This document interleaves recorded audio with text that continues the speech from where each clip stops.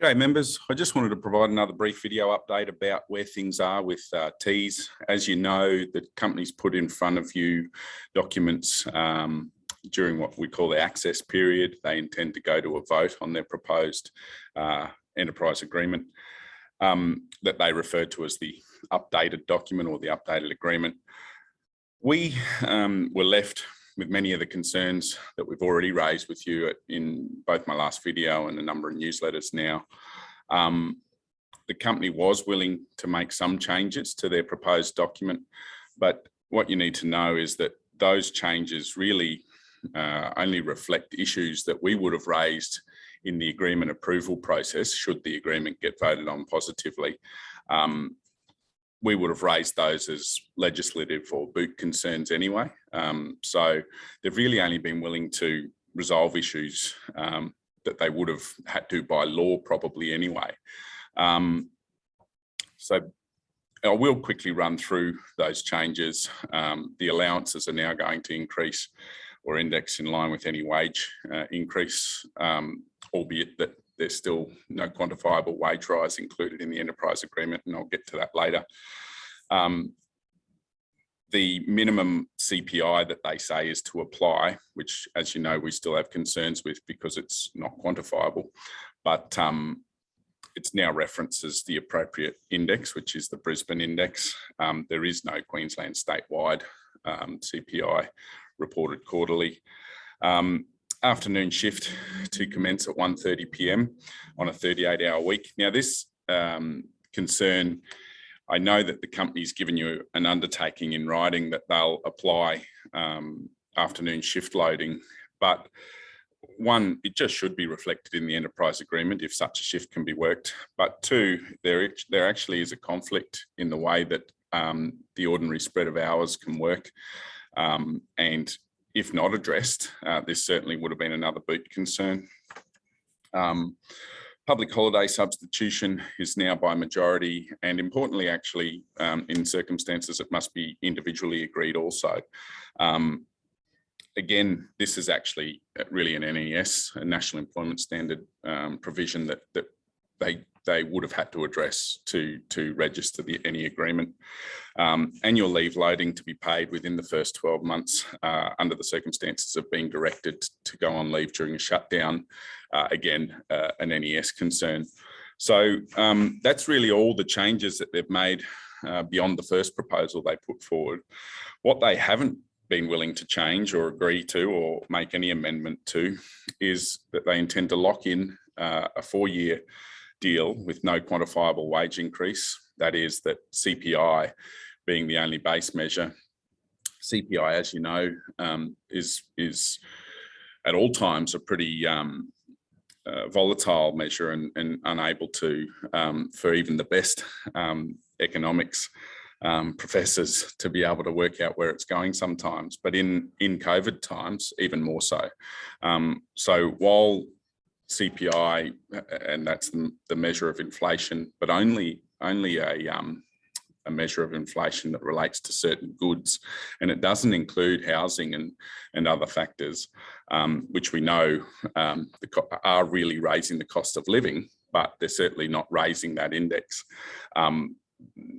But in addition, that CPI, it's just really volatile during this time. So not having a wage rise that you can count on in a registered agreement is problematic, but they're not willing to change that. They say that wages are now uncoupled from the EBA process, and that the Teys board will deliver future wage rises. But that's a point I'll get to again a little later on.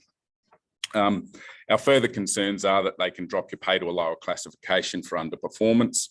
As you know, they treat what they call excessive absenteeism as underperformance.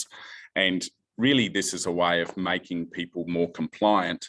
The company says, well, it's not something that's disputed anywhere, that it's in place. The problem is that when people know that they can have their pay downgraded, it's going to make them measure their behaviour or behave in a different way.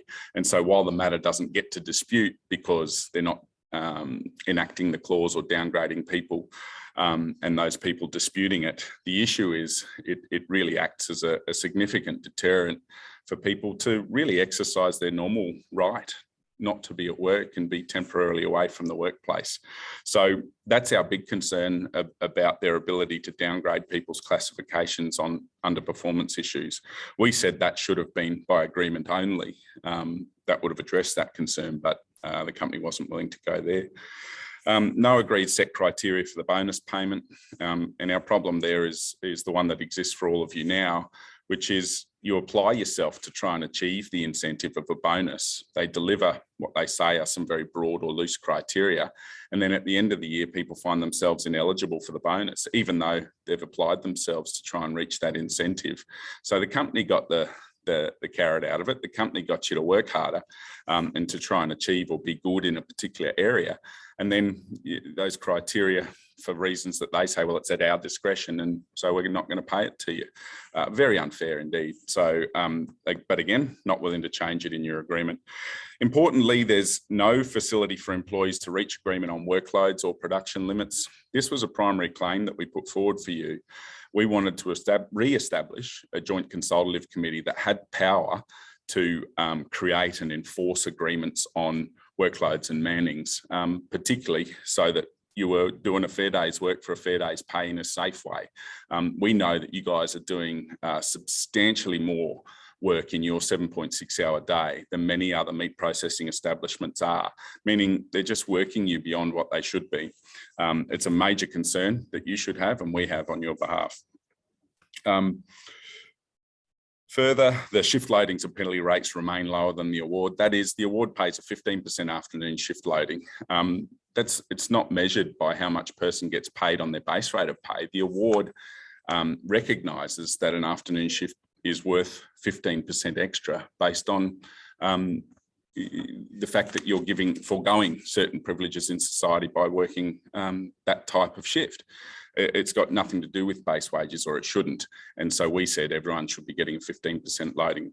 Company won't agree.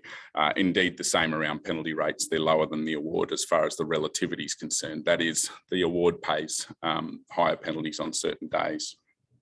No paid breaks, most sheds, but also the meat award has at least 10 minutes of paid time and breaks, but you don't get any. No overtime paid after 38 ordinary hours. That concern is that, again, most locations the company says that they load 2 hours or they're already loaded into your rate, but the fact is that many of your base rates are lower, certainly not than the award in direct instances, but they are lower than other sheds who are doing a 38-hour week and getting overtime beyond 38 hours, 38 ordinary hours. So we raised that claim, but again, rejected. And you don't have a seniority clause. So in the event that you did have a downturn in industry, and we have had some tough times, and the company will say, well, we've measured those, we've weathered those tough times.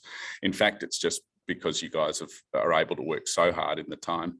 They're allotting you as much work as possible and really getting favourable treatment because you cost less to do the same amount of work as some people do elsewhere. So working more days but getting paid less for them is not necessarily a benefit to you.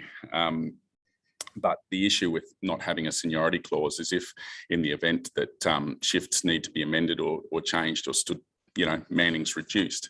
If you don't have a seniority provision, they can just pick and choose who they choose to send. And obviously that'll be the less compliant and maybe more costly or more difficult employees, as we know. And those people, are probably that way for a good reason. But nonetheless, non-seniority clause just makes you more vulnerable. So we asked for that, again, rejected. What our big concern is, though, around the 4 years with no quantifiable wage increase, is that really Teys must be up to something there. The company says, their representative in particular, kept referring to them uncoupling the wages and wage increases from the EBA process, and saying that, referring to in particular that they've, over the last 4 or 5 years, been passing on wage rises outside of the agreement process and beyond the 2016 EBA, continue to pass on wage rises that they didn't have to. Now, they use that as reference to say, you can trust us to keep doing that over the next 4 years.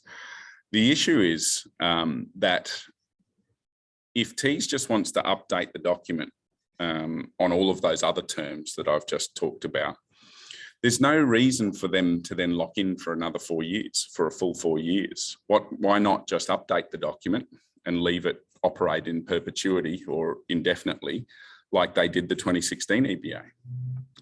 There must be something that they intend to gain by locking you into the 4 years. And to be honest, I think that's really fishy. There are some changes coming up to visa status, particularly in the agricultural worker visa.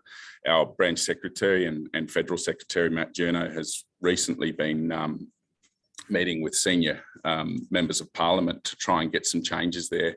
We don't believe that the meat processing industry can be trusted actually with the new visa arrangements that they're proposing under the ag visa. For those of you that know, for instance, the 457 process, the new ag visa actually looks like a 457 on steroids. There's no attachment to a minimum skills. There's no minimum pay other than the lawful minimum award wages. They don't have to work for a host employer. That is, they could be employed by a labour hire company and just working, for instance, possibly on award wages. There is a pathway to permanent residency, but that creates that bonding to a host employer that's been exploited so badly and in fact really badly by meat processors in particular over recent years. And there's numerous examples of that, including some recent exposés done by the Sydney Morning Herald into some Teys workers specifically. So very big concerns about an upcoming visa bonded to bonding people with no minimum skills assessments and other things, bonding them to a host employer. And while I don't know that this is Teys' motive, I do know that this visa is coming, and I do know that Teys is looking to lock themselves into something for 4 years. That worries us. It really is a concern that while they say wages not coupled to the EBA, meaning no real reason for locking in then, why do they want 4 years out of you? So I just ask you all to consider that, and certainly ask questions about anything that you have around those areas, with Teys management. But we'd be encouraging you to vote no on the coming proposal. The agreement is expected to be voted on the 3rd and 4th of November via an electronic balloting method, SMS and other voting. Just please understand, you should vote. You should have your voice heard. We don't think this is a fair offer, and we do think you deserve better. And so we encourage you to vote no. Do know that although Teys tries to tell you that it's an independent company or an independent voting method, they're an agent of Teys that's conducting the ballot, so they're not independent of Teys. But you can trust that it is a secret ballot in the sense that Teys will never know how an individual votes, only the overall vote. And that's an important declaration that a ballot agent must make. But don't confuse yourself that they are independent of Teys. They're not. They're an agent of Teys conducting the ballot. So, but you can be assured that that your vote is secret from Teys in that regard. So, as I say, I encourage you to vote. We encourage you to vote no, and we think you deserve a better deal. As you know, we're still locked out of the Beanley site. The company has been denying our entry. They'll conflate the issue and say, oh, it's only the union official's mobile phone. There's limited truth in the way that they convey their messaging to you. The fact is they're trying to put unreasonable demands on the union and our conduct when we're on site, and making it really impossible for us to do our jobs while we're there with you, and limiting our access to you and limiting our ability to advise you while we're there.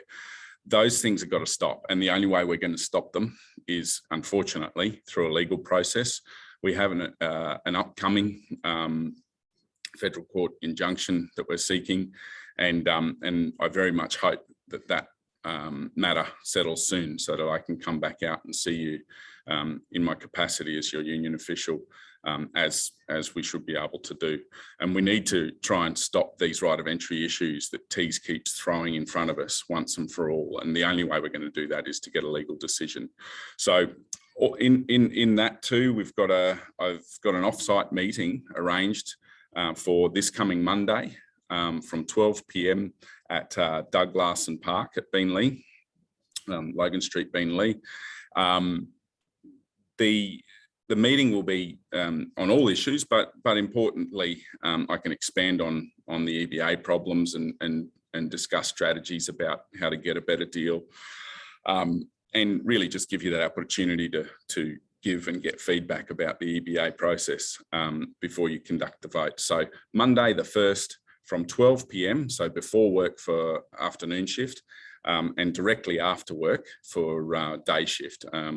The meeting should go until about 3 p.m, but I'll stay until whatever time necessary. So thanks everybody. I am actually still trying to get the show hall as a meeting venue, but I'm having some difficulty there, and so that may not happen. What I will do though is if the meeting will be held at Doug Larson Park at that time at 12 p.m. on Monday the 1st, unless you're advised otherwise. I'll be updating you via an SMS if we are able to secure the showgrounds as an alternative venue. Okay, thank you everybody, and I hope to see you on Monday. Cheers.